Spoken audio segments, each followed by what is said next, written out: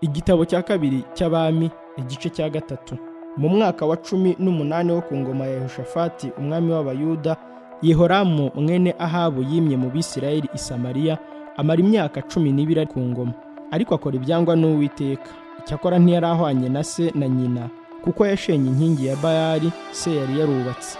Ariko yakomezaga ibyaha Yerobowamu mwene Nebati yoheje Abisirayeli ngo bacumure, ntabivemo.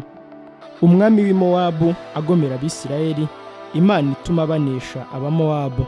Kandi Mesha umwami w'i Mowabu yari atunze intama, akajya atura umwami w'Abisirayeli ubwoya bukemuwe ku ntama ze z'inyagazi 1,000 n'iz'amapfizi 1,000. Ariko Ahabu amaze gutanga umwami w'i Mowabu agomera umwami w'Abisirayeli.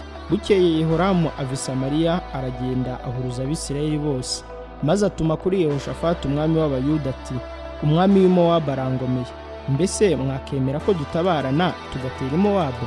Undi ati, tuzatabarana nk'uwitabara, ingabo zanjye ari nk'ingabo zawe, n'amafarashi yanjye ari nk'ayawe. Arongera aramubaza ati, turazamukira mu yihe nzira?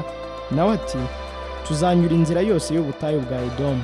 Nuko umwami w'Abisirayeli atabarana n'umwami w'Abayuda n'umwami wa Edomu, bamara iminsi 7 banyura mu nzira izigura, ingabo zibura amazi, zibura n'ay'amatungo bari bafite. Umwami w'Abisirayeli aravuga ati, iri ni ishyano, Uwiteka yahuruje aba bami uko ari 3 kubahana mu maboko y'Abamowabu.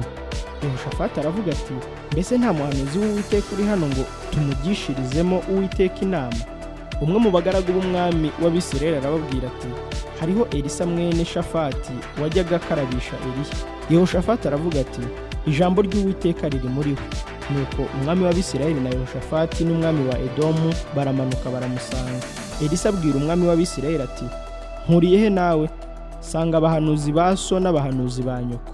Umwami w'Abisirayeli aramusubiza ati, oya, kuko Uwiteka yahuruje aba bami 3 kubahana mu maboko y'Abamowabu.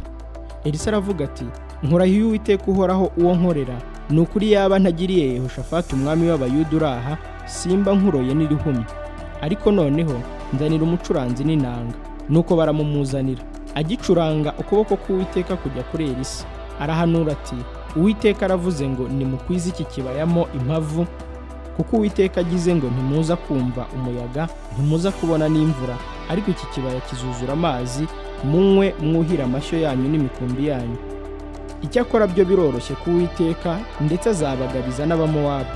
Muzatsinda imidugudu yaho yose igoswe n'inkike z'amabuye, n'imidugudu iruta iyindi ubwiza, igiti cyiza cyaho cyose muzagitema, musibe amasoko yaho yose, kandi n'imirima myiza yaho yose muzayisibisha amabuye.